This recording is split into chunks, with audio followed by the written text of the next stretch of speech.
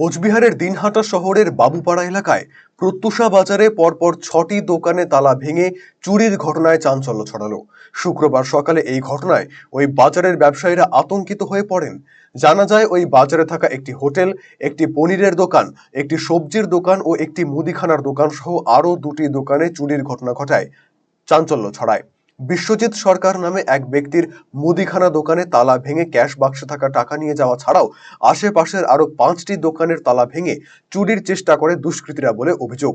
মুদিখানার দোকান থেকে ও পনিরের দোকান থেকে টাকা সঙ্গে কিছু সামগ্রী চুরি করে নিয়ে যেতে পারলেও বাকি ৪টি দোকানের তালা ভেঙে চুরির চেষ্টা চালালেও সেভাবে কিছু নিয়ে যেতে পারেনি বলে জানা গিয়েছে। এই ঘটনার জেরে বাজারের নিরাপত্তা নিয়ে প্রশ্ন উঠতে শুরু করেছে। একেবারেই উত্তরবঙ্গ উন্নয়ন মন্ত্রী উদয়ন গুহের বাড়ির ঠিক বিপরীতে ঢিল ছোড়া দূরত্বে এই ধরনের ঘটনায় স্বাভাবিকভাবেই চাঞ্চল্য ছড়িয়ে পড়ে। ঘটনার খবর পেয়ে দিনহাটা থানার পুলিশ ঘটনাস্থলে পৌঁছে তদন্ত প্রক্রিয়া শুরু করেছে।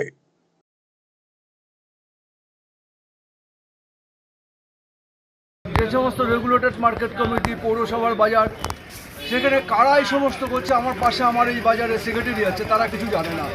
আমরা তো জানি না কে প্রশ্রয় দেয়, বুঝতে পারছি না।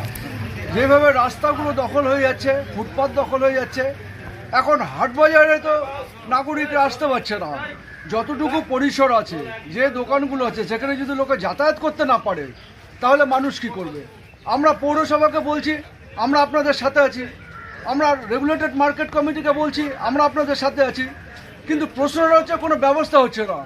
তাইলে যারা এজেন্সি, যে সমস্ত এজেন্সির হাট বাজারগুলো আছে, তারা যদি ব্যবস্থা না নেয় আমরা কি করতে পারি? আমরা তো পাশে থাকতে পারি, সহযোগিতা করতে পারি, কিন্তু আমরা তো আইন নিজের হাতে তুলে নিতে পারবো না। এবং এই অবৈধ বাজারগুলো আমাদের সাথে কোনো যোগাযোগ করে না।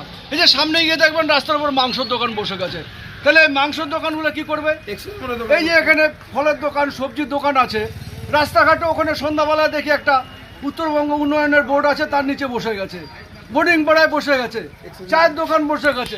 তা আজকে যদি সমস্ত দোকানপাট রাস্তাতেই চলে আসে, তাহলে বাজারের ব্যবসায়ীরা, স্থায়ী ব্যবসায়ীরা কি করবে? তাদের ক্ষোভ আছে। আমি দিনহাটা মহকুমা ব্যবসায়ী সমিতির পক্ষ থেকে এটা ভীষণভাবে প্রতিবাদ করছি এবং পৌরসভার সাথে আমরা আলোচনা করব এবং পিডব্লিউডির সাথে আলোচনা করব, এর আগেও আলোচনা করেছি, যাতে অবৈধ যে সমস্ত মানুষের অসুবিধা সৃষ্টি করে দোকানপাটগুলো হচ্ছে, সেগুলোকে রেস্কিউ করা হোক, ভেঙে দেওয়া হোক।